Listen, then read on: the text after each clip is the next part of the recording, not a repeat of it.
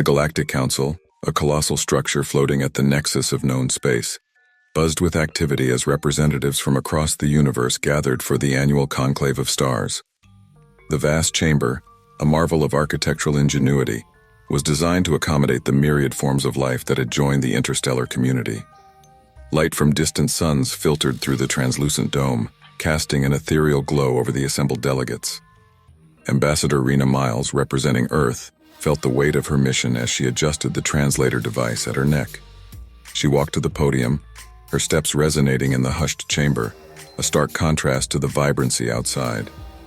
As she began her presentation, holographic images of Earth and its achievements in science and technology shimmered beside her. She spoke of humanity's resilience, innovation, and the spirit of exploration that had brought them to the stars. However, as she detailed Earth's military capabilities, skeptical murmurs turned into outright laughter. A Marathi delegate, towering over the others with his shimmering scales and 4 gleaming eyes, stepped forward. "Primitive," he barked, his voice amplified for all to hear. "You wield weapons of war that are child's toys compared to ours, and you travel in a quaint 3-dimensional space, while even the youngest of our kind can manipulate the 5th. The laughter grew louder, echoing off the chamber walls, as other species joined in the derision. Some pointed their appendages towards Rena, while others simply shook their heads or emitted sounds of amusement through their specialized vocal structures. The humiliation was not just personal, it was a dismissal of all humanity. Trying to salvage the situation, Rena attempted to highlight Earth's strategic location and its potential as an ally, but her words were drowned out by the cacophony of ridicule. The Council's president, a wise old being known for his fairness, finally intervened, silencing the crowd with a gesture. "Enough," he declared. His many eyes surveyed the room. "We shall consider Earth's application based on merit, not amusement.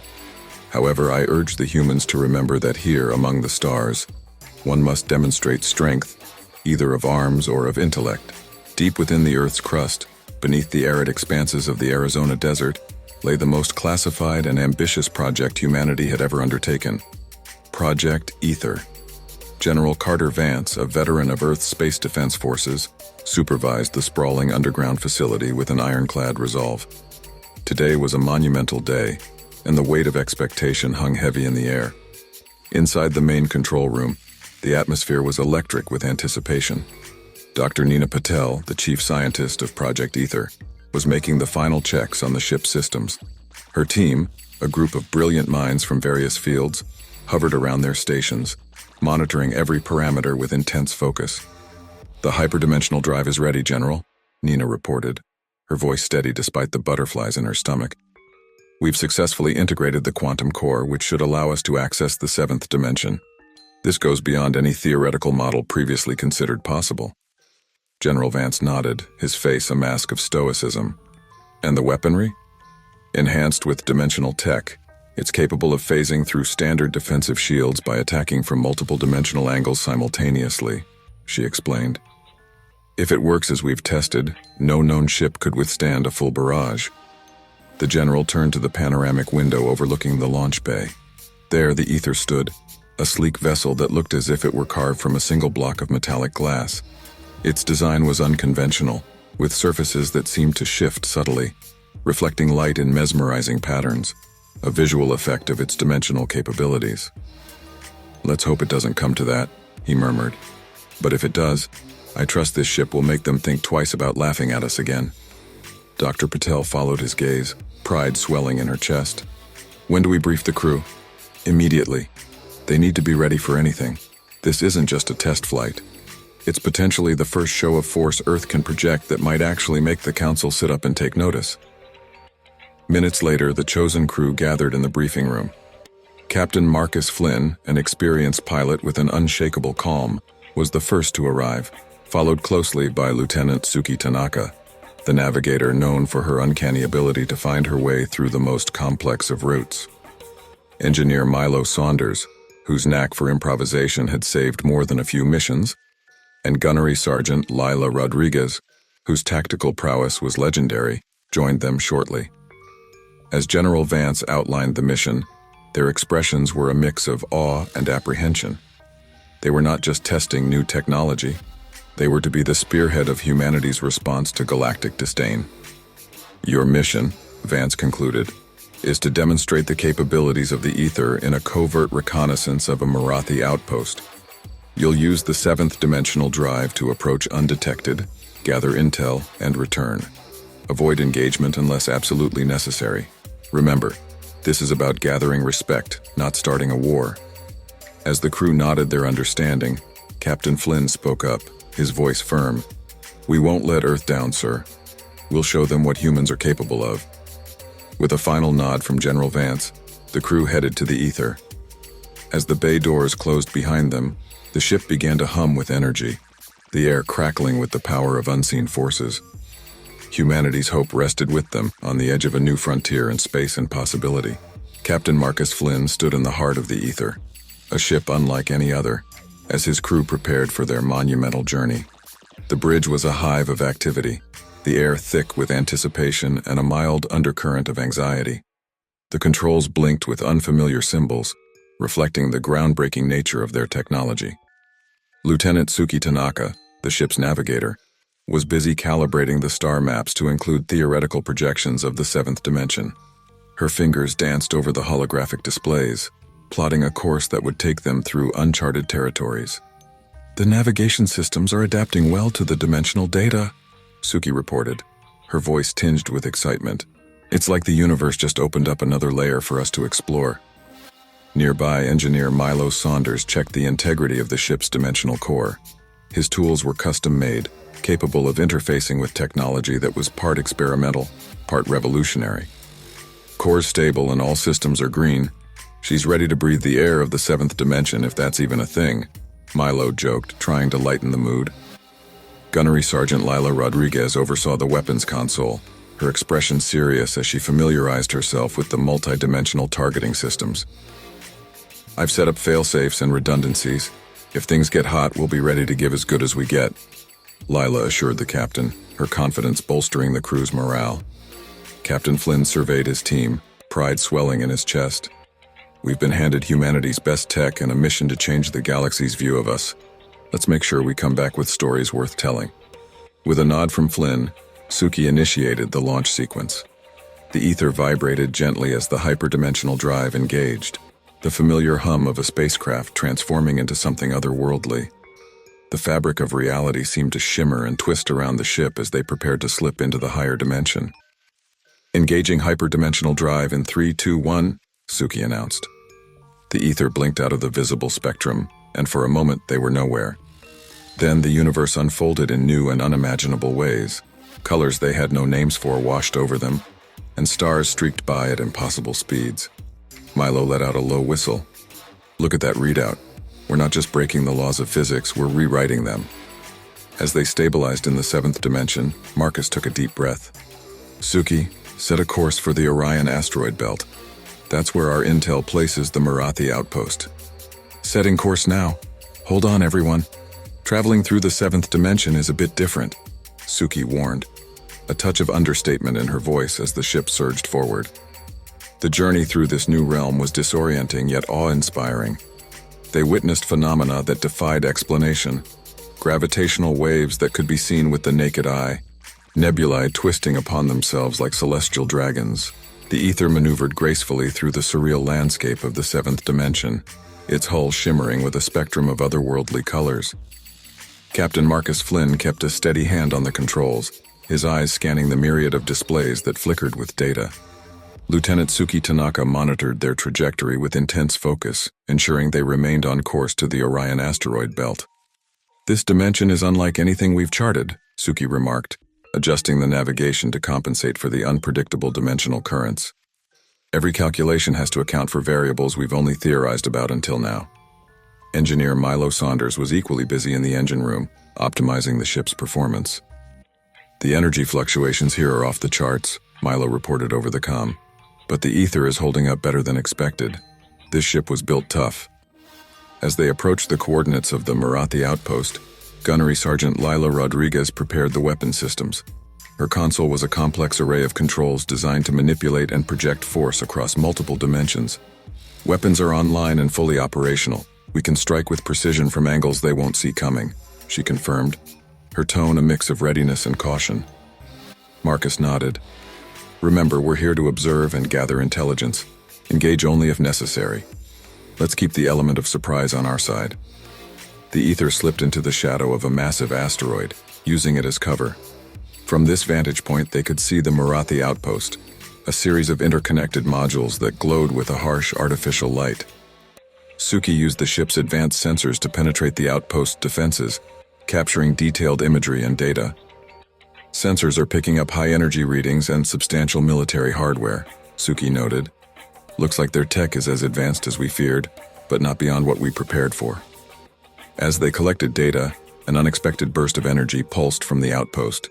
Milo's voice crackled through the intercom. We've been pinged. Looks like they're scanning for dimensional anomalies. We need to move. Take us out, Suki. Stealth mode, Marcus commanded, his voice calm but firm. The ether receded further into the seventh dimension, masking its presence as it retreated from the outpost. The crew held their breath as alarms briefly blared, indicating proximity alerts, before quieting down as they made their escape. Looks like we're clear, Milo finally said, a hint of relief in his voice. I don't think they got a lock on us. Back on the bridge, Marcus and his crew reviewed the data they had gathered. The images and readings would prove invaluable in demonstrating the military capabilities of the Marathi and the effectiveness of Earth's new technology. We have what we need, Marcus concluded, his gaze meeting each of his crew members. Let's head back home. It's time the Galactic Council saw what humans are capable of when pushed into a corner. With a collective sense of accomplishment and anticipation of the challenges that lay ahead, the ether turned towards Earth, ready to warp through the dimensions once more. This initial foray into the unknown had been a success, but it was only the beginning of what would surely be a new era for humanity. The real test would come when they presented their findings, and themselves, as a newfound force in the galaxy. The journey back to Earth was anything but uneventful. As the ether slipped through the folds of the seventh dimension heading towards the Milky Way, an alarm sounded abruptly. Multiple signatures detected. They're closing in fast, Suki Tanaka announced, her voice tense as she traced the incoming blips on her radar. Marcus Flynn sprang into action, directing the ship into a defensive posture. Milo, reroute all non-essential power to shields and weapons. We need to be ready for anything. Milo Saunders worked feverishly, his fingers a blur over the control panels. Diverting power now. Shields are at maximum. We're as ready as we'll ever be. As the ether emerged from the dimensional veil, a squadron of Marathi warships appeared in the vicinity, their ominous silhouettes cutting through the cosmic backdrop. Their intentions were clear as they powered up their weapon systems, a threatening display of firepower aimed squarely at the Earth vessel. Lila Rodriguez, poised at the weapons console, reported with a steady resolve, "Targets locked. I can engage on your command, Captain." "Wait for my signal, Lila. Let's see if they make the first move," Marcus responded, his eyes locked on the tactical display. The tense standoff was broken by a transmission from the lead Marathi ship. The alien commander's face appeared on the main screen, his four eyes glaring with undisguised hostility. "Human vessel, you have intruded into Marathi space and spied on a military outpost. Surrender immediately and we may spare your lives." Marcus maintained his composure, addressing the alien commander with a calm defiance. "We are on a peaceful mission. Any data gathered was for our protection. We have no quarrel with you, but we will defend ourselves if necessary." The Marathi commander sneered. "Very well, human. Show us your courage then." With that, the screen went dark, and the Marathi ships launched their attack. "Engage," Marcus shouted. The ether responded instantly, unleashing a barrage of dimensional energy weapons that twisted and turned through space, exploiting weaknesses in the Marathi shields that conventional weapons couldn't touch. The battle was intense, with both sides exchanging devastating volleys.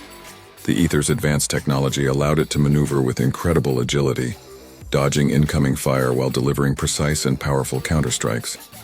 Lila's tactical genius shone as she exploited every opportunity to outflank and outgun their adversaries. Milo kept the systems running at peak efficiency, shouting updates. "Shields holding at 70%, energy reserves at 55% and holding." Suki, navigating through debris and enemy fire, managed to find a path of escape. "Captain, there's a dimensional rift forming nearby. If we can make it there, I can use it to boost us back to Earth space." Make it so, Suki. Everyone, hold on. This is going to get rough, Marcus commanded, bracing himself as the ship surged towards the rift. The ether raced towards the anomaly, the Marathi ships in hot pursuit. As they neared the rift, the ship shuddered violently, the fabric of space-time bending around them.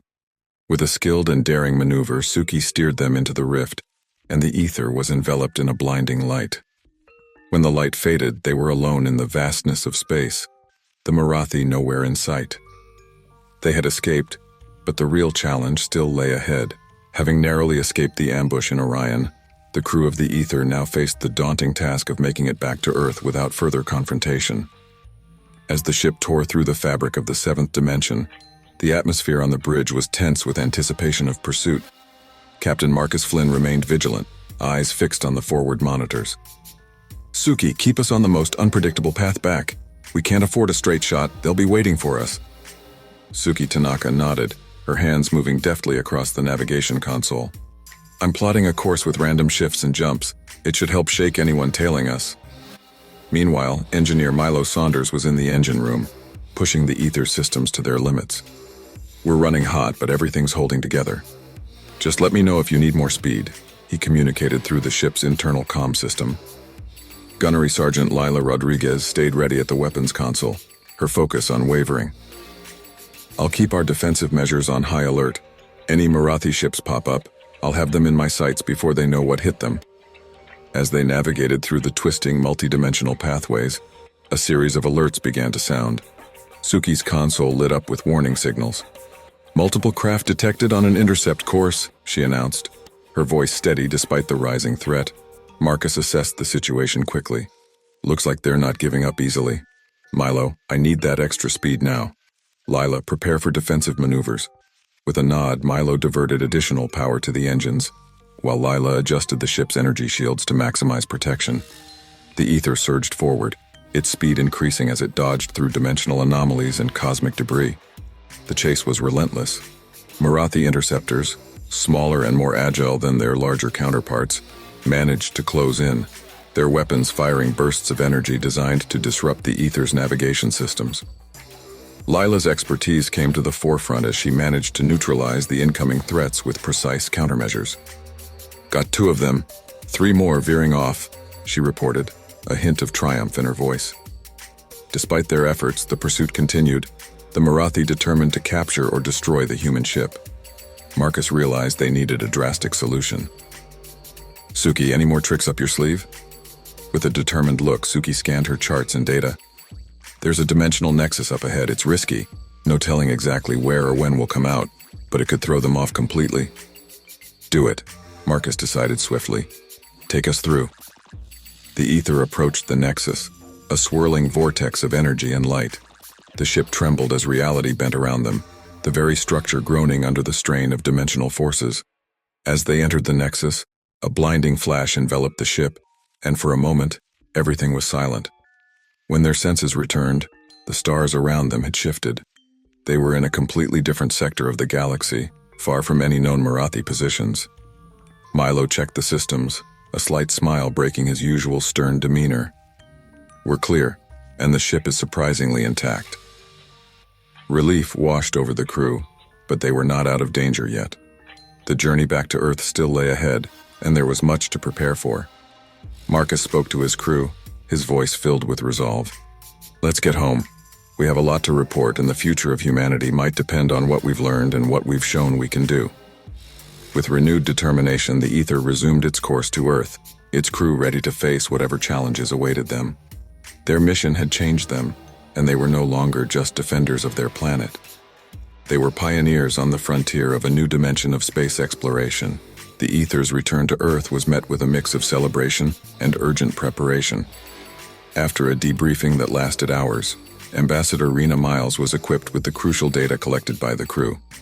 She knew that their success and the undeniable proof of Earth's advanced capabilities would reshape their standing at the Galactic Council.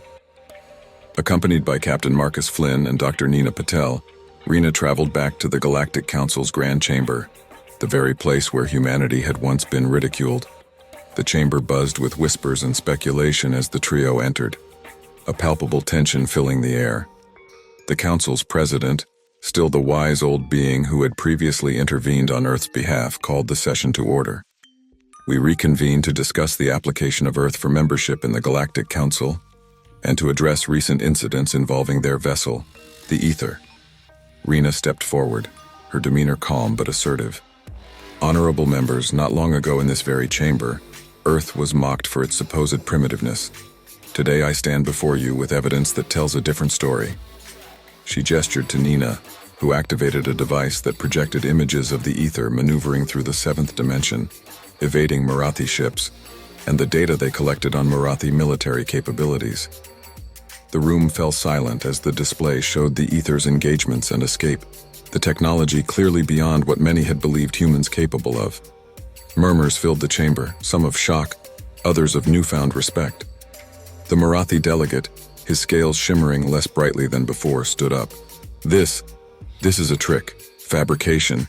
How are we to believe these images are real? Marcus stepped forward, his voice steady. Every piece of data has been recorded and verified. Our ship was built with a core that accesses the seventh dimension. We achieved what many thought impossible because that is what humans do. We push beyond our limits, we innovate, and we survive. The president pondered the proceedings, his gaze sweeping over the council members. It seems we have underestimated Earth. Their willingness to engage in peaceful exploration, coupled with their ability to defend themselves, compels us to reconsider their application. After hours of discussion and debate, the vote was cast. The results were in favor of Earth, not just as a member of the Galactic Council, but as a valued ally who had proven their mettle in ways that commanded respect. As the decision was announced, a sense of victory swept over Rena, Marcus, and Nina. They had not only defended Earth's honor, but had also opened the door for humanity to play a significant role in galactic affairs. The Council's president closed the session with a nod toward the human delegation. Welcome to the Galactic Council, Earth. May your contributions be as remarkable as your entrance has been. Back on Earth, news of their membership spread quickly, and celebrations erupted across the globe. Humanity was no longer an underdog in the cosmos, but a proud member of the galactic community, with a seat at the table and a voice that would be heard. Marcus, Rena, and Nina stood together watching the stars from a viewing deck on the council's station. We've come a long way, Marcus mused, and it seems our journey is just beginning. Indeed, Rena agreed, a smile playing on her lips. Let's make sure it's a journey that continues to defy expectations. The Ether's success had opened a new chapter for humanity, filled with potential and promise. As the trio looked out into the vast universe, they knew that the adventures and challenges ahead were as boundless as the stars themselves. With Earth's new status solidified among the Galactic Council, preparations began for a more integrated role in galactic affairs. General Carter Vance, back at the headquarters of Earth Space Defense, was already planning the next phases of Earth's contributions to interstellar security and exploration. Captain Marcus Flynn, now hailed as a hero, was appointed as the head of Earth's newly formed dimensional fleet, tasked with exploring and patrolling the newfound territories accessible through seventh dimension technology. His crew, including Lieutenant Suki Tanaka, Engineer Milo Saunders, and Gunnery Sergeant Leela Rodriguez, were promoted to command their own ships, each designed with modifications based on the lessons learned from the Ether's maiden voyage. The unveiling of the dimensional fleet was a spectacle of human achievement and newfound pride. Ships capable of seventh dimension travel were presented to the public and the interstellar community, showcasing Earth's rapid advancement in technology and its commitment to peace and stability in the galaxy. Marcus stood at the podium during the ceremony, addressing a crowd that was a mixture of human citizens and alien delegates. Today marks a new beginning for humanity. Not only are we capable of defending our home, but we are also ready to explore and protect this vast universe alongside our fellow council members.